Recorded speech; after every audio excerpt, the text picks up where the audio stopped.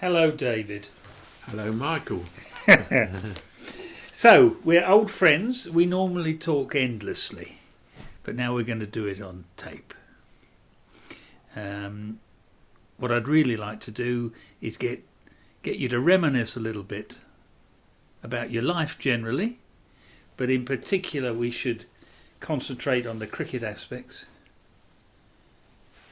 I'd like to get some stories about some of those cricket books you've written, your lifetime as a collector, and maybe something about the BBC. Where should we start? Take me back to the beginning. Well, I was born in Streatham, which then was quite a salubrious suburb, I think, in London. I was born opposite the ice rink. That no longer exists either, I don't think. My mother used to go there. Really? Ice skating in the Streatham ice rink. Yeah. She was from Battersea. Right. Well, that's where it started. I first started watching cricket, I think 1949. I remember going along to the Oval with a friend from school. It must have been, it's maybe the summer 1950.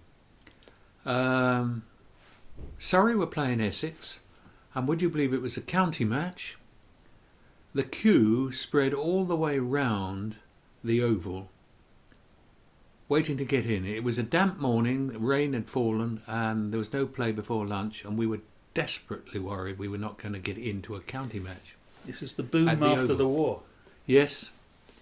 And so what happened was that John Northey and John had invited me. He was the school fast bowler. He always managed to get me out because he knew I had a weakness just down the leg side, and he hammered it in very fast. He played cricket at a quite high level later. And I would try and tonk it. I was fairly strong on the offside. I would try and get back to tonk it over, but anyway, that's irrelevant. We watched this match, and the first thing we saw was Dodson Avery opening the batting and Alec Bedser bowling. Oh. And I think I was hooked from that moment, and right throughout the 50s I watched cricket at the Oval. Every Saturday I'd come, get on the bus, drive to the Oval, and there watch Surrey. And I hadn't realised initially, of course, Surrey were an incredible side then. Even the players who were not front name players, people like Tom Clark, Bernard Constable, David Fletcher, Geoffrey Whittaker, Jack Parker, they were all incredible players. Let alone you've got Locke and Laker, the two Bedsers, Peter Loader, Stuart Surridge, Peter May, Ken Barrett, Arthur McIntyre. Mm. The other counties didn't stand a chance, and for 7 years they ruled the roost. They first drew a county championship, I think 1950 or was it 51, with Lancashire, and then went on winning the championship. In 1 year, I think they won something like, and I may be wrong, 22 out of 26 county matches. Incredible side. So where did you think you got the liking for cricket? Did that come from your father? What did you inherit from your parents? Very little that way. My father was in India during the war, so I was not aware of him really until I was about 7 years old when he came back.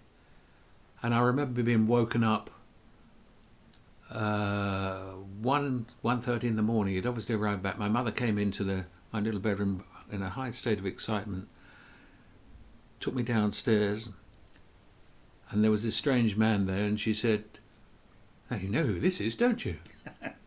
And I said, "No." And he solemnly handed me an orange football he had brought all the way from India to me. Yeah. And then we stood looking at one another, not quite knowing what to say, and she said, "Well, I think you better go back to bed now." But I think those years were irrecoverable. Yeah. And I think I learnt far more from a guy next door who had a gammy leg called Maurice Brown, who was a football referee, sports loving, and a fellow who was next door but one, a Mr. Stevens, I never did find his Christian name, who played with W.D. Grace and told me about that. And he said, "Grace was not a very nice man, David." So there was a little alleyway with overhanging elm tree at the back, concrete alleyway, and I used to put a dustbin up there with a tennis ball and go and bowl against it, and a few clangs, and sure enough those two guys who were supposed to be out there doing their garden would come through their back gates and they would come and join me. Did you have brothers or sisters? I had a brother who was not terribly sports loving. He was born in 43. But certainly that was my introduction, and Maurice Brown was marvellous. He took me to see Crystal Palace, who remain the team I looked for the score first of all. Doing well at the moment. They're doing quite well, you know, considering they're in the Premiership. They're about, 21st or something? But, no, they're not. They're a bit higher than that. No, they've recovered. Yeah, I think they're about 16th or 17th. They could stay up. So, you know, and those football programmes, you know, now are worth a bit. You know, the ones from just at the end of the war, they're worth about 50, 60 quid, you know, the Crystal Palace. So it was the Oval in the summer. Oval in the summer. Palace in the winter. Palace in the winter. Selhurst Park. Selhurst Park. And the two things I think of you are sport, cricket and music. Did you get your musical ability from anywhere in your family? My father, really, I think, because he was a church organist when he came back. And I said I was 7, and I think very soon after he came back, he insisted I learnt the piano, which I'm very grateful to him for. And I would be locked in the front room where the piano was, a Dale 40 grand, baby grand, Dale 40. It's a firm that I don't think exists any longer. And I was told to stay in there for 3/4 of an hour and go through, and I had a piano teacher called Mrs. Woods, who I remember came from Valleyfield Road, which was one of the main roads off Liam Court Road. And she taught me piano. What age would this be? I started about 7 or 8, and I went through all the grades.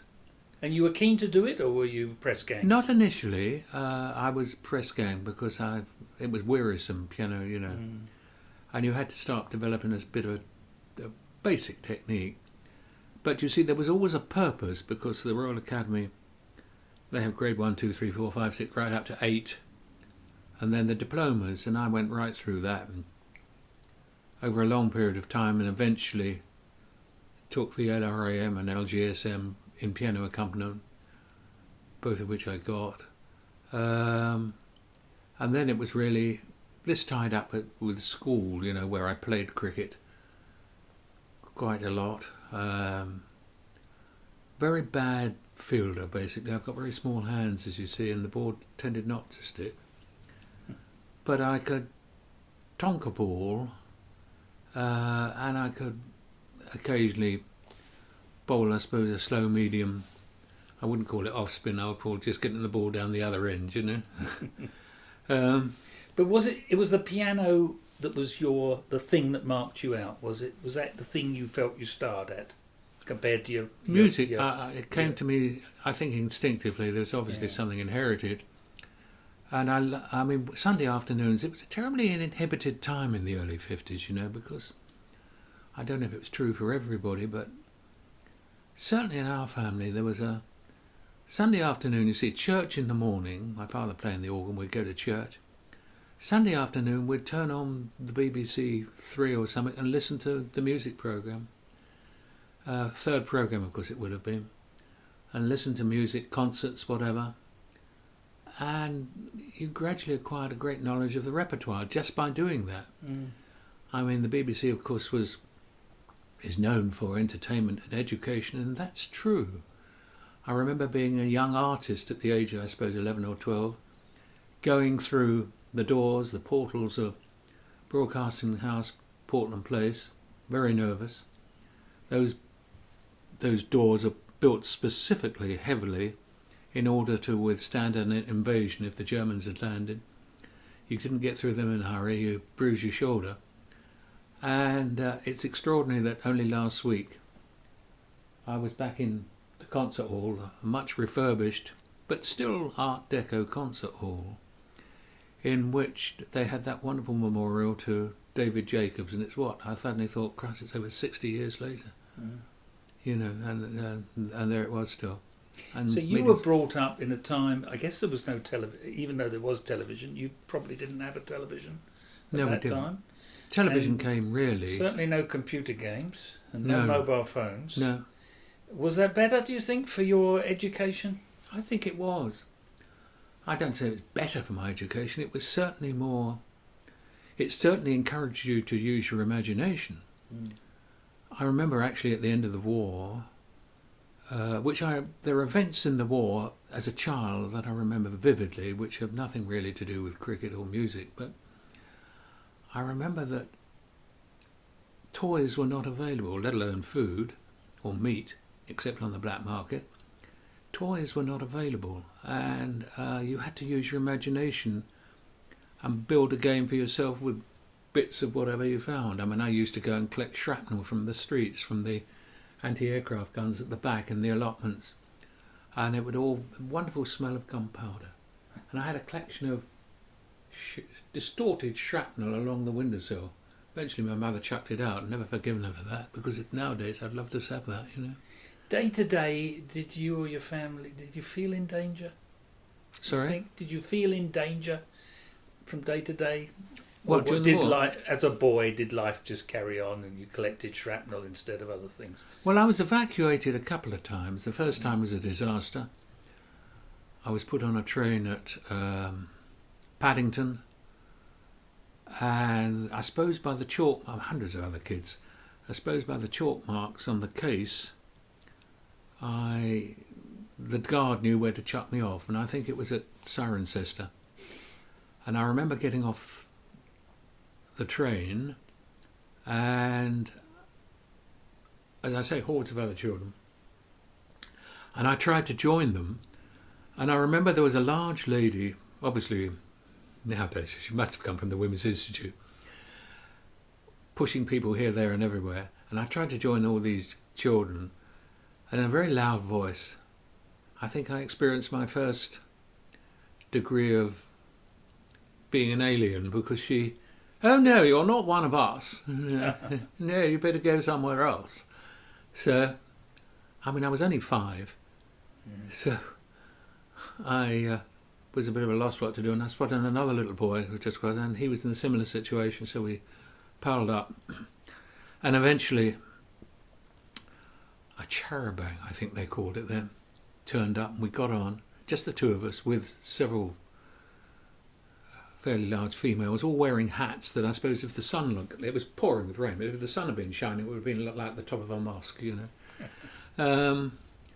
Any rate, we went through Cirencester, and eventually I was sitting with John, and this was this other young lad, and we got on very, very well. Immediately we knew we were both in the same situation, frightened, insecure, I suppose clinging to one another in a sense, but we knew we'd get, and all of a sudden the bus stopped, he was pulled off, and I remember a last sort of despairing glance as the last time I ever saw him. Yeah. So I was the solitary one, and I was eventually delivered to a village in Cricklade and to a vicarage. And I remember coming off the bus, and they said, "Go up that path." And I went up the very short path, imposing front door, knocked on the door. Large woman opened it, rather tall and gaunt. She immediately gave me the rules of the house, which mostly consisted of what you couldn't do. I think there was a mutual antipathy from the word go, and well, the long and short of it was boring, but I refused to eat the food she put on my table. It was not what I was used to. And eventually a doctor was called. Apparently got very angry. He said, "First of all, this child is under great stress," and he said, "Also, he's starving. Who's responsible?" So an aunt, my mother I think was pregnant with my brother at the time, but an aunt was sent to fetch me, and she did. She came and took me home. Horrid lady, David, horrid lady she was. But I went back to the bombing, which was quite welcoming after that, because they had the 7:25 visit from the young Germans, you know, in their Heinkels and Messerschmitts or whatever every night. And what happened was, because the anti-aircraft guns started firing with the siren going, and I was shoved down in the Morrison or the Anderson, one of the two, immediately the siren went. Once that happened, really, I mean, they were scared. You know, they were hit, having flak around their wings for the first time. A lot of them hightailed it back to Germany and just dropped the bombs, which were meant for the port, 6 miles further on, you know. They didn't bother to stay. So that was that, really. And I did get another evacuation, though, because I think my mother was worried that I had a great penchant for chocolate, and the Germans were dropping chocolate, and she thought that which was poisoned. And I might pick it up and eat it. So we went to Stratford-on-Avon and stayed just round the corner from Shakespeare's house, and I enjoyed that immensely. And then Preston-on-Stour, just 5 minutes outside, and I quite enjoyed that around there. You know, it's a lovely place, really. I'm very fond of Stratford. So it's a different formative years to anything we can imagine now. It must shape your character to some extent, to have been brought up through the Blitz. Yes, I think so. I mean, I certainly, at a young age, and it's not altogether a good thing, learnt not to trust anybody but myself. Yeah, and independence. Well, I think so, because I was shoved out on my own, in which, you know, there was nobody around. Yeah. And obviously my parents were very loving, though in the style of the late 40s and 50s, they didn't show affection. No. They didn't show affection in those. I can't remember ever my parents ever putting an arm around my shoulder or ever congratulating me on anything I did. I remember once going to do my first piano recital, my first piece in public. Chatsworth Church Hall, West Norwood. I played Furley's Beethoven. Dee doo dee doo dee doo dee doo doo da da da dee da da da dee. I'd been given firm instructions beforehand to bow when people clapped afterwards, and I was far too embarrassed to bow. So I finished this, dashed off stage, and I remember walking back up to the Norwood Road, which was probably about 300 yards, in silence with my two parents. And as we turned the corner, my mother said, "Oh well, I suppose Beethoven might have liked it." But, you know... So not a world of hugs and... It wasn't, not really. No, it was a different world. So again, that would push you towards being independent and not... Yeah. Yeah. I think so. So, moving on, when it came to leaving school and getting a job, earning a living... Was it music was the obvious route, would you say? Well, what happened to me was I did all right at school, but really average. I didn't work. I got by, I think, with as little as possible. I was then inculcated with cricket, and I was thinking about what was happening in the county championship, and the next Saturday I'd get along to the Oval or something. And, of course, national service happened. Ah, right. So that's at 18? I went straight... I mean, I went into national service after leaving my grammar school's 6th form, and joined the Remy staff band, which was at Harperfield. And of course you can't play piano on the square, because I was the band pianist. I could play the cello. I'd learnt that at school badly, scrape away in the school orchestra. Hard to march with that as well. Well, you have to make your own notes, you know, and I never really got beyond the A harmonic on the A, you know, but I could get by. So I did that, and of course they gave me an Otto Lange tutor and said learn the oboe, which I could use on the square. And that's not easy, the oboe. I mean, it's a quick route to TB, actually, I should think, the oboe, because you've got a double reed and all sorts of germs can congregate in the middle. And if you don't clean it regularly and shave it down, because it's a lot of pressure to produce a note. I admire the great players immensely because they do wonders. So there were those three instruments, and I was in the band, which in a way was quite a enlightening time. I've got people I could still meet now, 50, 60 years later. Mm-hmm. And I can think of Joe Campbell, who used to sleep in the next bunk to me, you know. And so how long were you in the army? In the army, 2 to 3 years. Yeah.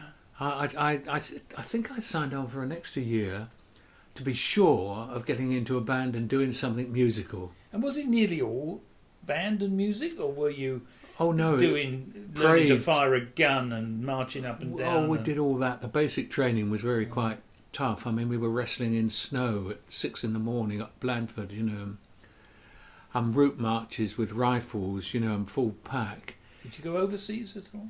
I went to Germany and on a tour, and we toured all around this country, but we didn't. And we took part. I remember I was terribly proud of winning a rifle competition because I had a gammy right eye and I was firing out the left, and I won half a crown. I remember it was a sort of.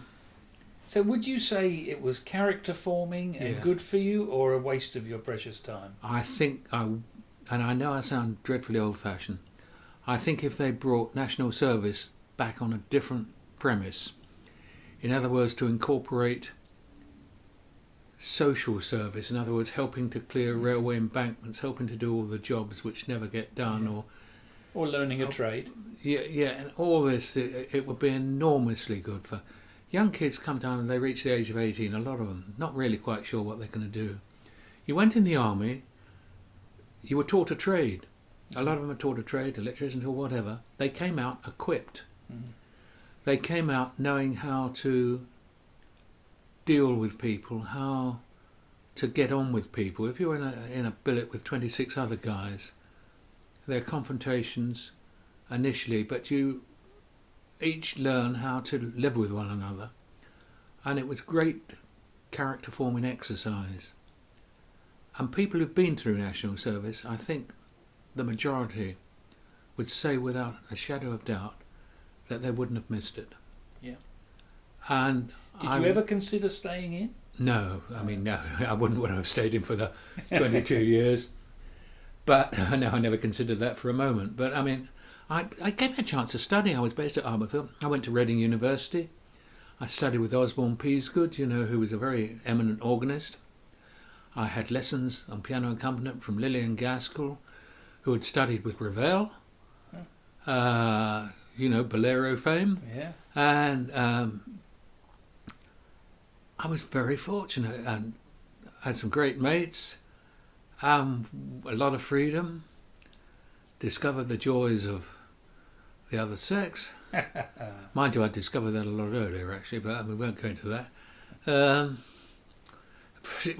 it was good time, and I came out, and I think I dug holes in the road for 3 weeks, and then got an offer of a job on a ship's orchestra by Giraldo.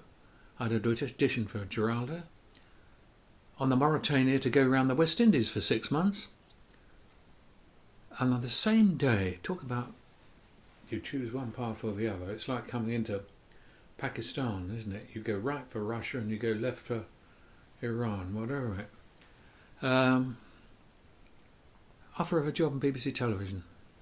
How did that come your way? Well, I think I'd seen something. It was something to do with doing adaptations and working initially in the library. And you would cover live shows. Every show then was live. So it wasn't playing the piano or musical? No. It was on the production side? It was on the production side. And I'd got the job. I don't think I'd have got it now. With what I had to offer then, I definitely wouldn't have got a job now. But then, I don't know what happened, I got the job. And there again, the BBC, it was like a university, because what you do, you were working on productions with some eminent directors. You were learning, seeing what they did. You were working with musicians. The Ted Heath Band. Harry Rabinowitz, Eric Robinson conducting an orchestra comprising 5 saxes, 8 brass, rhythm section and strings, led by Alec Furman. Some of the top session musicians in the country. All going out live? All going out live. Sometimes there would be an act that had left all its dots, all its music parts, in some club in Paris the night before, had flown across or got the train across. They'd left there in the early hours and they were going live and they hadn't got the music. So I had to quickly make up play-ons and play-offs and interim material there was often not time to rehearse. The musos relied on you to get note perfect, and they would just sight read it. Mm. There was great pressure, but I mean, as a youngster, you don't mind. It was exciting. Mm. So you were learning your trade on how radio worked. It was Technical television. side, presumably. Oh, television. It was live television. Television. It was all live television shows. I mean, I was working on things like the Billy Cotton Band show. I remember that. Joan Regan, Mort Saal, who was one of the first satirists. I worked on every one of the programmes of That Was the Week That Was, Not So Much a Programme or a Way of Life, Dig This Rhubarb, BBC Three, loads of programmes. Now that was a dramatic time for England. Yeah. Early 60s, Beatles, David Frost. Yeah. And you were watching it from behind the camera side. Well, I mean, I was working on it, doing the music, looking at the music. Do you think, were the people involved there, were they aware what a dramatic change that was from those staid old 1950s into the swinging 60s? I think they were. You see, what had happened, the 60s, I mean, there have been periods when you look back in history, the 60s were a time of great change, mostly engendered, I think, by the fact that the pill was available. Mm-hmm. Therefore, there was a great deal of freedom and what nowadays would be described as libertine behaviour. But in fact, it meant that everybody was open to new thought, new ideas. Television had suddenly thrown off the sort of yokel of the 50s in which it had been old BBC. Look Back in Anger had been written. Mm. Old theatre was now out the window to a certain extent, or certainly put on the side. Everything in entertainment, in fact around the world, there was a different slant of thought. And I don't think I experienced that ever since, quite. I mean, things have moved on in different places, and you can put them roughly into decades, but not quite in that way. And I suspect, I mean, Dud and Pete, household names I was working with. I mean, you know. Were you ever starstruck in those early days? No. Or did you move amongst it as if it was just your normal life? It was normal. I mean, poor old Rolf Harris, of course, is in the news for all the wrong reasons recently, but Rolf was a lovely guy. I worked on the first programmes when he came over from Australia. Yeah. I'm very fond of him, and I'm very upset with what's happening at the moment.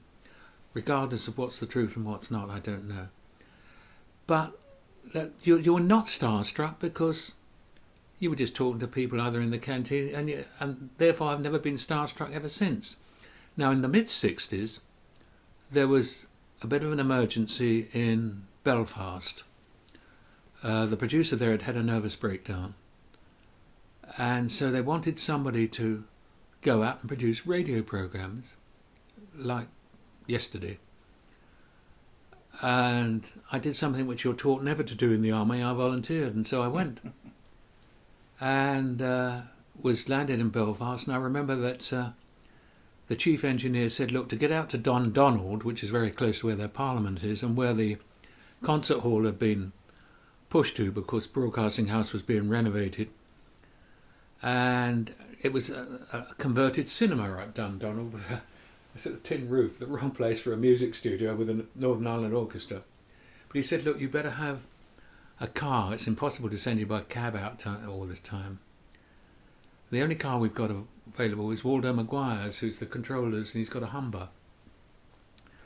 So I better give you a driving I said, pulled up. I said, look, I passed my driving test in London, would you know? I've been driving in London, would you know, for a lot of traffic in London, would you know, for quite a long time. And he said, I've still got to give you a test. So he was giving me 3-point turns and all this, you know. And then at the end of it, he said, oh, you can drive quite well. And I said, thank you very much. The long and short of it was I was driving the controller's Humber, and we came down to the bridge at Belfast. I forget where it was. And I got the engineer in the passenger seat. And all of a sudden, he said, come on, you better just pass all this queue of traffic. I said, why, what? No, you saw the Bobby down there, he's waving you on. So I pulled out. As I went past, the Bobby threw up a salute. And he started laughing, the engineer, because we passed all the time. He said, you know what? I said, no. He said, the only other Humber in Belfast is owned by the Prime Minister. So he thought, yeah. So how long were you in Ireland? 6 months. 6 months. Did you Enjoyed see any it. of the troubles? Well, Paisley had just come out of jail and it was starting. I mean, I had a flat on the Antrim Road in which it took 3 doors to get in. You couldn't open the second door without... You couldn't close the first door without opening the second, you know. And there were 2 old ladies who owned it, and the smell of broth, you know, they were trying to feed me broth and everything. But you'd see kids in bare feet and boards in the houses, you know. I've never seen poverty in the British Isles like it. And, you know, I sort of used to hire a car for 10 shillings, the old 10 shillings, and drive down to Dublin and meet friends there every weekend. And spent a time in Dublin, and at one time, at the end of the time over there in Ireland, I hired a car with Rosemary to come across. They wanted me to stay and offered me a job out there, but I said my wife's a dancer, she won't get work. And so we hired a car and drove all the way around the coast of Ireland, which is magical. It's a wonderful country. I mean, there's some... If it's raining, that's lovely soft rain, you still get out of the car because it's part of the background. You feel somehow as you approach Clifton in the west that the world stopped and you've been left to turn out the lights, you know. You're the last people on earth. But it's a lovely, wonderful... You can hear silence. Where can you hear silence anywhere else, you know? And I'm very fond of Ireland. So this was your move from TV into radio? Yeah. And you stayed in radio when you came back? I did. I started producing... I produced out there. Friday Night is Music Night with Sidney Torch, who was quite a martinet, but there again, he was a great guy to learn from. Very set ideas. Master showman. For instance, everything was so precise. If 2 singers were coming on to sing a duet, they would work out the exact number of steps to get from the edge of the stage to the front of the stage so that you hit the vocal immediately they got to the front of the stage. Presentation, I learnt a lot. And all sorts of other things. I did that for quite a bit. And then I had a very good boss called Mark White, who gave me a lot of freedom. Because I was putting in program ideas all the time. I was constantly thinking of ideas. A lot of them got done, thank God, in which they weren't absolutely right for Radio 2 as it had become, but it could be for Radio 3, it could be for Radio 4, and even eventually Radio 5. And therefore I was working for all the different networks, and I think I was probably the only producer given that freedom, at least the others said I was, to do so, and I had a very fulfilling career. Are you glad you stayed in radio? TV, you know, appears to be the sexier medium, but was radio very, you know, a fulfilling... Yes, because whereas TV, you're relying so much on the technology and you're reliant on another load of people and all the video and all the cameras and everything else. Radio... You can have a blank sheet of paper. No, yeah. You've got an hour to fill, fortnight's time. Think of anything. I remember doing for Radio 4 a series on serendipity, the knack of happy accidents. 15 minutes every Friday. I could put every amount of ideas in for that, and did so. And it was so fulfilling. And I remember in those days there wasn't the, well, it's not a charade, but I mean the tenuous and long process of getting programs on the air now. I could go and see the controller. Well, he asked to see me because he'd liked a program I'd done. And he said, look, would you like to do some portraits? I'd done the sounds of London and Liverpool. I'd done that with Richard Stilgoe, John Betjeman, Roger McGough, and another lady from Liverpool. Betjeman had looked after the poetry of London. Joe Brown had done all the East End of London for me. Richard did a lovely song, Hackney song, on all the aspirates dropped by the Cockneys. He'd liked the programme and he said, would you like to do some portraits of city? It was that following on the sounds of London and Liverpool. I said, I'd love to. He said, don't confine yourself to this country. He said, Europe, maybe even further. He said, Rio or or Los Angeles, you choose. How soon can you do it? That was the key, which I accepted a far too tight schedule. But I was never home. I mean, so there was no struggling for budgets, pitching for funding to get things done. That came in just You after. had empty space to fill. The freedom was enormous. I mean, the accountants arrived shortly after. Yeah.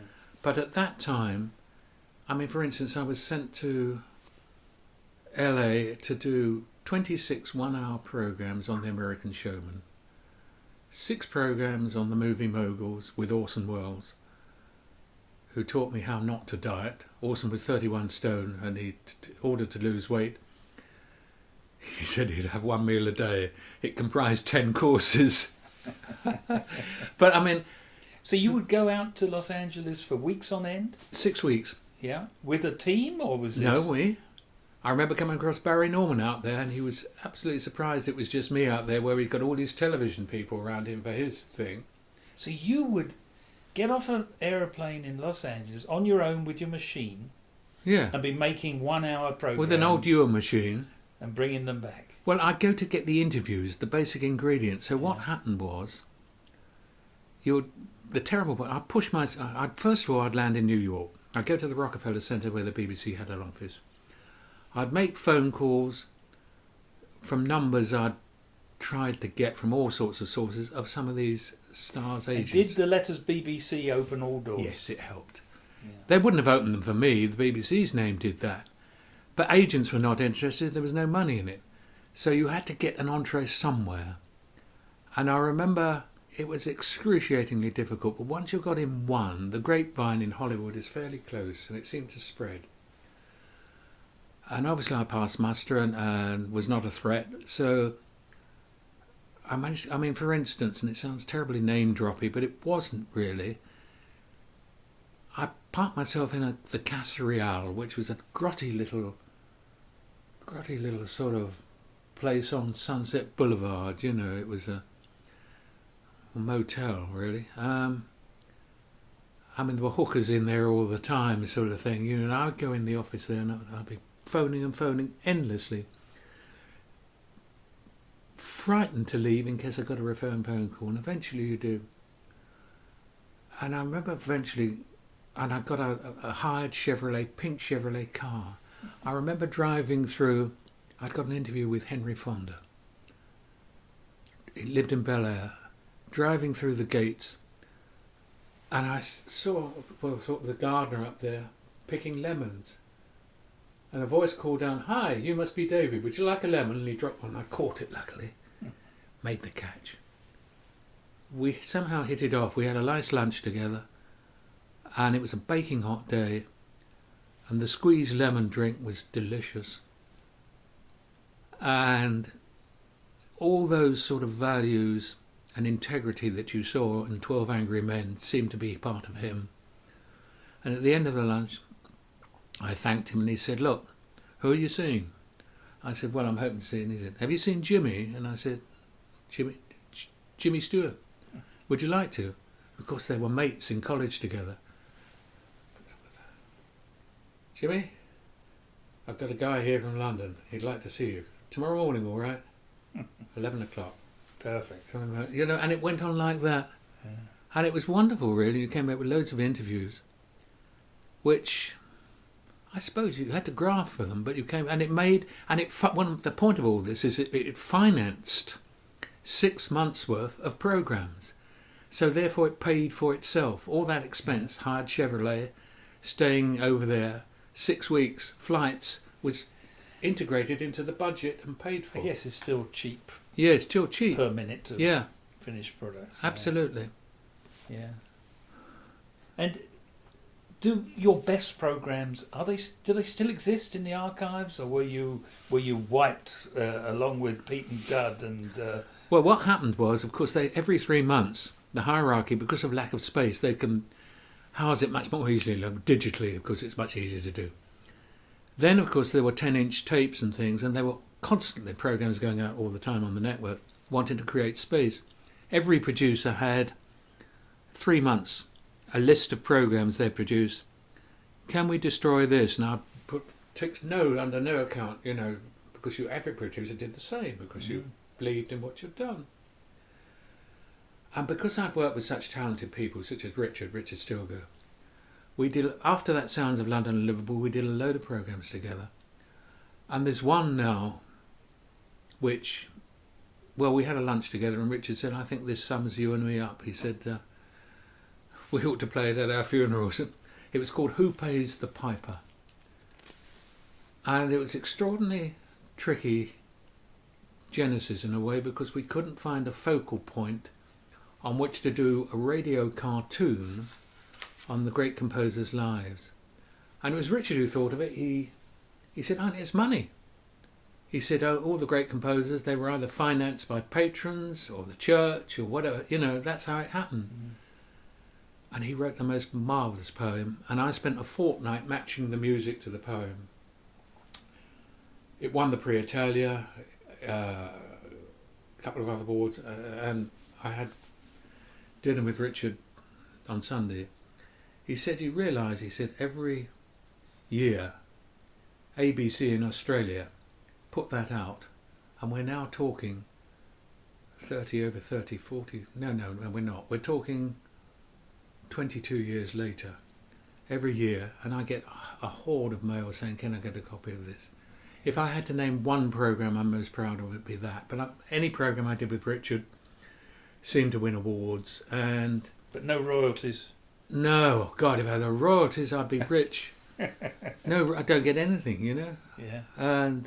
But it's because of his skill, his wonderful skill with words, that they did so well, because he brought, as he did when he appeared on that Tonight programme, he brought skill and humour into his writing.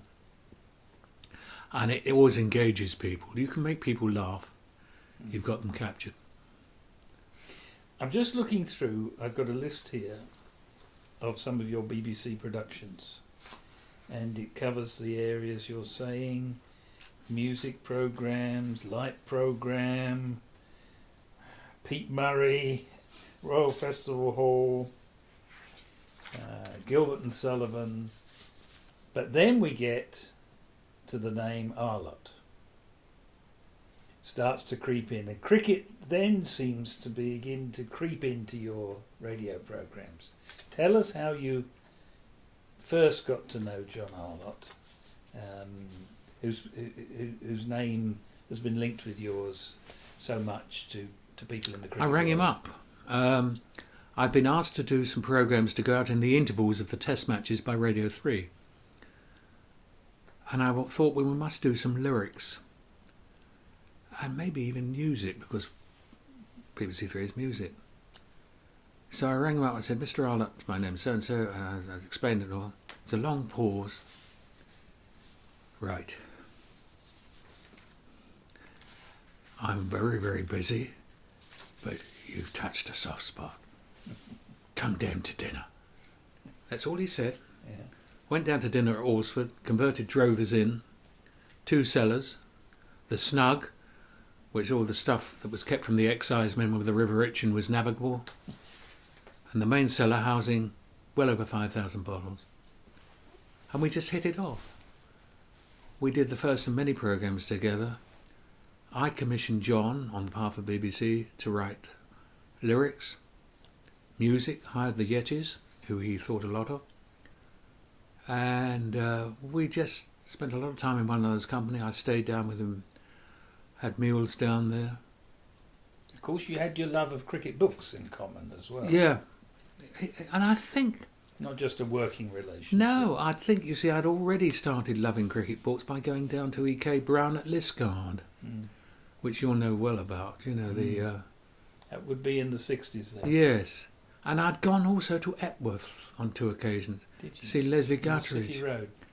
And Leslie had been very kind. And somehow it was all growing, And of course, as my finances improved slightly with the BBC, never a great deal, because the BBC never pays its production staff a great amount of money. Slightly different in the Burt era, of course, when a lot of administrators have been very well replenished. But any rate, that wasn't the point. I had credit cards came in, didn't they? Mhm. And But you must have had a natural curiosity and love of old things. Yes. A lot of people like cricket. yeah, They never look at an old cricket no, book. I loved They it. want to watch today's cricket. Yeah, But you've delved way, way back in research, looking at the history, writing the books. That's a certain style of mind that wants to do that. Arla obviously had the same. maybe it goes to collecting shrapnel. Yeah, it could be. I mean, obviously the collecting bug, the possession is acquisition with collectors, isn't it? Yeah. But I always got the impression you've collected, unlike some collectors, you're interested in what's in the books, Yes. not just the acquisition. No, it was You've the book. used them for research, and you've become an expert on the history, not just I've got some valuable possessions that happen to be old. Yes, I think so, because I was fascinated in the history of cricket, where it started. I visited Lord's and of course went to the library there, and there was very much hooked by what was available. And Stephen Green was then curator. I think he'd just taken over from Diana Rake Carr. And he was very kind and photocopied a number of one-off rare books, which I used purely for research. I mean, it was the information that was in the everyday books coming in, through publishers and that you could acquire, but it was research and the information that was not generally available that intrigued me, and that's how I built my collection. And going for the rare things and finding, being able to look at a Boxhall or a Lambert, even a Bentley, certainly a Britcher, an Epps, and even the cricket register, and the paucity of books that were being brought out in the first 20 years of the 19th century. And then, of course, it gradually increased. And I remember Leslie Guttridge saying to me, he said, "My collection is based on books pre-1850. And I thought that quite impressive, and he showed me a lot. Mm. And therefore, and then it was John, of course, who, well, no, it wasn't quite, it was, I'd done a song for cricket, because music and cricket coming together. I'd done a programme with John, in which I met a publisher in what is now the Langham Hotel. David Frith, I was meeting, he was with Richard Smart, who was a publisher. I didn't know he was a publisher, in the bar, the salad bar there. And I was introduced, and they said, "Well, what do you do?" And I said, "I've been working with John Arlott. Wonderful music covers we've been using in the programme. The front, the beautiful African garden covers, lithographs, they'd be a delightful book." He said, "You write it, I'll publish it." Yeah. Now, he didn't in the end, because he was with Angus and Robertson and he went to Australia, but he put me in touch with a literary agent who's with me today, John Pawsey, who's been enormously helpful, thoroughly honest guy. And he got me a publisher, Eric Marriott, Pelham Books, and it went on from there, really. I did that. Now, I want to talk in some detail about your books that you've written, but just to keep it ordered, back on the collecting. You say how you had this natural interest in the ancient, rare, old books, but someone who knows your collection well, I would say it's characterised by its huge contrasts. You're just as interested in quirky, out-of-the-way, modern, unconsidered little trifles. It's not an ordered collection. It's not an organised collection where you have to have X, Y, Z. You flit from whatever catches your eye. It reflects the state of my mind. I think it's. I am interested in those things because I tend to not go mainstream. Yeah. I enjoy going down little cul-de-sacs and little alleyways, and sort of exploring. It's an exploration, really, and finding. And with these little unconsidered trifles, you find a little jot of information that's escaped everyone and that's intriguing.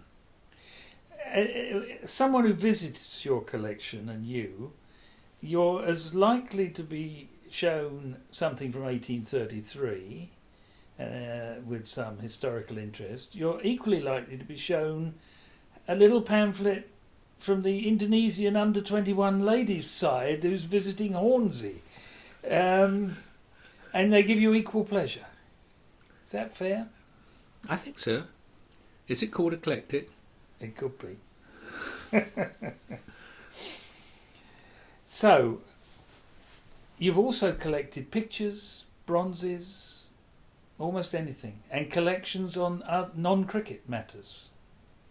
Yes, I've been interested in theatre, obviously, because that's part of my background. It's part of my family's background, in as much that Rosemary worked in the theatre and television, my wife, and my daughters both. What did she do? She was a dancer? She was a dancer, in the days when dancing was given quite some credence. I mean, she worked for quite named choreographers, people like Peter Gordino, Paddy Stone and Norman Main. They were very good numbers. She wasn't a pans person, was she? No, she wouldn't go into pans people, no. Though she was, I think she was asked to once, but she would tell you that. But until the children were born, and even after the first one was born, she certainly carried on dancing. Then eventually, she did a lot on television. I mean, worked with Tom Jones, Des O'Connors, which were mid-Atlantic shows, really. They tried to appeal to both markets. She was working out at Elstree, which the musicians called Fort Knox because they were making a fortune out there. Even the dancers did well. It certainly helped buy our first house. And my two daughters, of course, are in the theatre. My eldest is an actress, and my youngest has been a stage manager. And since she's left the Guildhall College in '99, she's never been out of work since. Were you never tempted, like your wife, to be in front of the camera? No. You're well known as being a very confident public speaker. There are some who say the early photographs of you show a good-looking man. Was it me? Are you sure? Was it? I'm not convinced, but I've heard it said. Was there never any thought that rather than producing and doing the backroom stuff, you would be presenting, either on TV or radio? No, I don't think so. I mean, I enjoyed creating, I think. And as a... Rather than saying the lines someone else has done. I think I enjoyed the creation. And if you've got the lines somebody else, you to a certain extent, you're not only a prisoner, you're also might not get too much employment. And at the same time, I did go on to presenting and did quite a bit of presenting on Radio 5 and Radio 4 on programmes other than cricket as well. Though cricket was part of it. I mean, I remember one programme that did very well, which was, I suppose it was 2003, was it? Dylan and John, the friendship between Dylan Thomas and John Arlott. Right. And another one on the Lost Voices. Isn't it Dylan Thomas's centenary it is. now, and Arlott's? And in the same year. Same year. Yeah. They were exact contemporaries. Yes. I hadn't realised that. I read about Dylan Thomas in the Airline magazine just yesterday. And John used to look after Dylan to the extent of £10 a week for booze money. Yeah. When he was employed at the BBC, and employed him probably more than any other single producer. He maybe even gave him 2/3 of his broadcasts. And brought him up from Wales. And Barbara Forrester, John's secretary, used to have the job to get him back on the train without stopping off at pubs on the way, and get him in a cab back on the train. I'm not saying Dylan was drunk. John said there was only one occasion that he was slightly the worse for hair behind a microphone, and he said it wasn't for me, and that it was when he was called on unexpectedly. Somebody had fallen ill. But never other than that. He said no, that was a sort of canard that of course grew. I mean, you've told me stories about John Arlott and Dylan Thomas, and one in particular which I think really shows the strength of Arlott's character, about the letters from Dylan Thomas that Arlott destroyed because he didn't want Dylan Thomas to be seen in a bad light. I think that says so much about both of them. Yeah. They went to watch cricket together on the roof at Swansea. And I'd heard this from John, they didn't discover Shirley Bassey, but they certainly went to a club in Tiger Bay together. She was singing as a young singer. This must have been, late 40s. And they were really smitten by it, and they said, look, you've got a great future. Now, whether Shirley Bassey remembers that, I must try and find out. They did a lot together, and they were obviously very fond. I mean, the programme on Dylan Thomas, John, when, on tape, when Dylan died, he was in tears. Yeah. He was so upset. And it got a lot of reaction. But I was going to say something else then, but it was forgotten with John. No, he was full of integrity, John, you see. When I started writing the biography, he said to me, look, he wrote me that lovely line, there was no one in the world I'd rather do it than you. He said, but you must remember, he said, people are going to say things against me. It can't be hagiography, you've got to put in what they say. As it happened, there was hardly anything bad said about him. People, if they related to him at all, related on a very positive note. Where did your biography fit in time with his own attempt to do the autobiography, which we know he did a volume, but it was a very difficult thing for him, and he didn't do any more.